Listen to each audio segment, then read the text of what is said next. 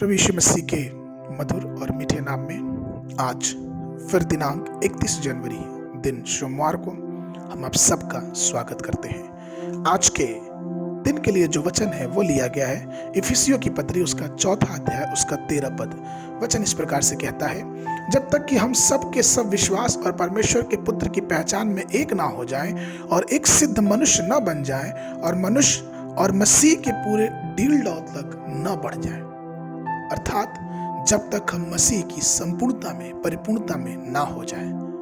प्रभु में मेरे प्रिय लोगों, प्रभु यीशु मसीह हमसे हमेशा ये चाहत रखता है कि हम मसीह की संपूर्णता में परिपक्वता में आगे बढ़ते जाएं। हम एक सिद्ध मनुष्य बने, क्योंकि परमेश्वर हमें सिद्ध बनाने के लिए ही आया।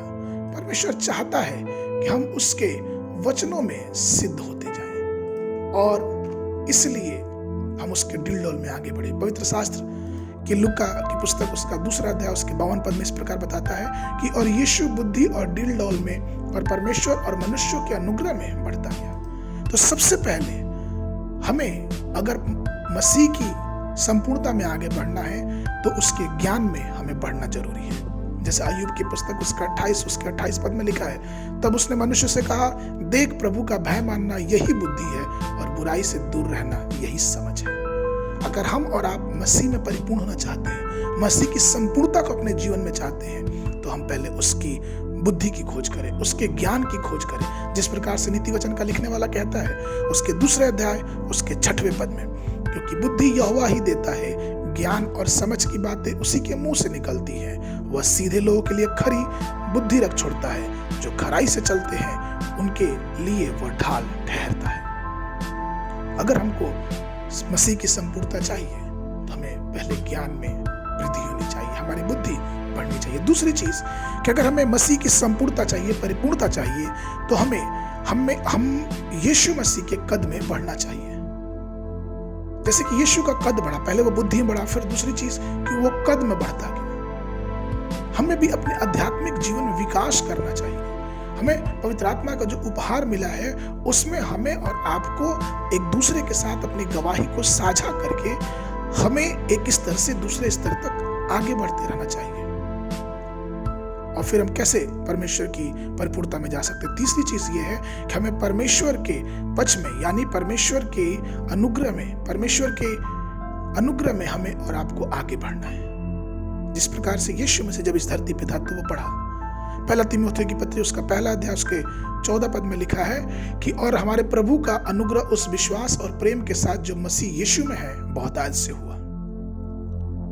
और चौथी और आखिरी बात है कि अगर हमें मसीह की संपूर्णता परिपूर्णता चाहिए तो हमें मनुष्यों के अनुग्रह में भी बढ़ना चाहिए। कई बार हम जो परमेश्वर के लोग हैं वो हम ये सवाल उठाते हैं कि हमें क्या ही जरूरत है कि हम मनुष्य के अनुग्रह में बढ़े। नहीं, ये जरूरी है, क्योंकि परमेश्वर ने ही हाकिम को बनाया है, परमेश्वर ने ही हमसे बड़े लोगों को बनाया है और हमें चाहिए कि हमारे अंदर विनम्रता की भावना होनी चाहिए।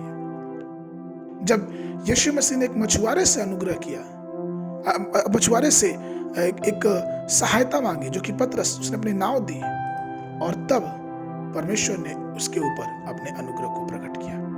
पहले पतरस ने एक मनुष्य के सामने अपनी विनम्रता को दिखाया। उसको नहीं मालूम था कि यीशु मसीह परमेश्वर है, उसको तो सिर्फ यीशु मसीह एक साधारण सा मनुष्य दिखा, लेकिन उसने मनुष्य के सामने अपनी विनम्रता को दिखाया।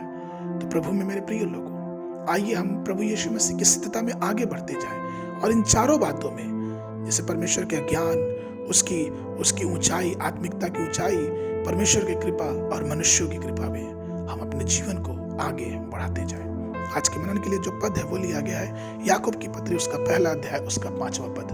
वचन इस प्रकार से करता है, पर यदि तुम में से किसी को बुद्धि की घटी हो तो परमेश्वर से मांगे, जो बिना उलाहना दिए सबको उदारता से देता और उसको भी दी जाएगी। इस वर्ष अगर आपने बाइबल प्रारंभ किया पढ़ना तो सुबह के समय निर्गमन की पुस्तक उसका 25 और 26 अध्याय, संध्या के समय मत्ती रचित सुसमाचार उसका 20 अध्याय पद 17 से लेके 34 तक। परमेश्वर आप सबको आशीष दे।